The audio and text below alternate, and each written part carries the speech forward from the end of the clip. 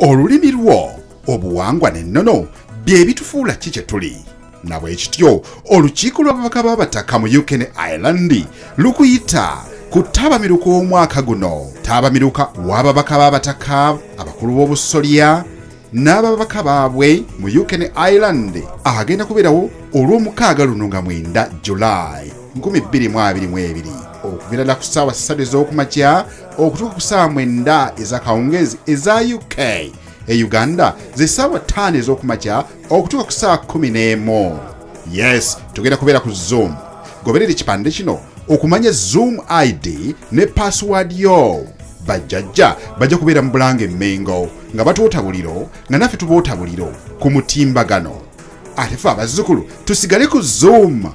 Ebigenda okwogerwako nfaafa ennono n'obuwangwa mu nkola yaffe ya federo, ebirowoozo by'ababaka b'abataka mu UK Ireland alipoota olugegge, enteekateeka nnamutayiika eya Buganda okuva mu 2018 okutuuka mu 2023.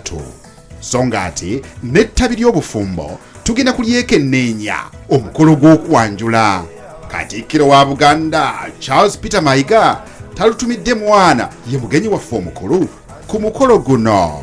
Okumanya ebisingawo kubira ssentebe waffe Ssaalongo Kibuuka ku 0796 73 96 oba Jasper Ntege Settenda ku 079 6 72 64 biwagiddwa Sitegedde Foundation, BBS Telefina, CBS FM wamu ne radio ya Finlands, Connect Uganda Radio.